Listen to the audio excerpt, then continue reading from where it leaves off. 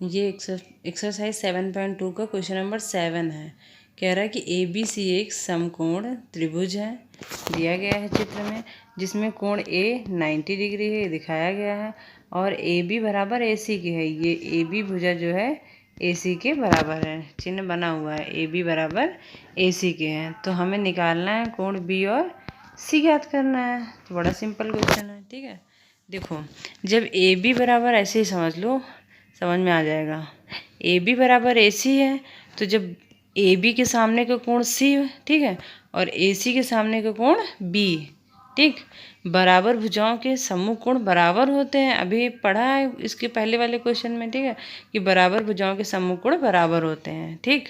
और ये कोण हमें A जो है 90 डिग्री पहले से पता है, ठीक। तो इन AB और AC में, त्रिभुज ABC में लगा दो। त्रिभुज ABC में क्या लिख सकते हैं हम?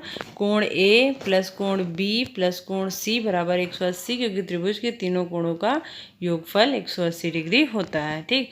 अब कोण A पता है 90 डिग्री, कोण B और कोण B तथा C इक्वल है, इसलिए हमने B तो लिखा ही है और C के स्थान पे भी B लिख दिया। ये इक्वल को क्यों है? क्योंकि यहाँ देखो ऊपर हमने बता दिया है कि समद्विबाहु त्रिभुज की बराबर भुजाओं के सम्मुख कोण बराबर होते हैं, इसलिए बी सी के स्थान पे भी बी लिख दिया है। तो बी प्लस बी हो गया 2b बराबर 180। तो 2b बराबर 180 माइनस 90 डिग्री, तो 2b बराबर 90 डिग्री, तो कोण b बराबर 90 डिग्री हो गया, ठीक है ना। कोण b बराबर 90, जब 2b बराबर 90 डिग्री हो गया, तो कोण b बराबर 45 डिग्री, क्योंकि 2 इधर डिवाइड में आ जाएगा, तो b तथा c 45 आ गया, ठीक है। क्वेश्चन नंबर 8 देखो, कह रहा है कि दर्शाइए किसी समबाहु त्रिभुज का प्रत्येक कोण 60 डिग्री होता है। अब सबसे पहले हमें समबाहु त्रिभुज पता होना चाहिए। समबाहु त्रिभुज क्या होता है? ऐसा त्रिभुज जिसकी तीनों भुजाएं इक्वल हों, ठीक। तो समबाहु त्रिभुज कहलाता है। तो यहाँ AB बराबर AC बराबर BC, सभी भुजाएं इक्वल होंगी, इसलिए तीनों कोण भी इक्वल होंगे, क्योंकि अभी पढ़ा है कि बराबर भुजाओं के सम्मुख कोण बराबर होते हैं। तो जब ये भुजाएं बराबर हैं तो इनके सम्मुख कोण भी, देखो AB के सामने की भुजा कौन सी है?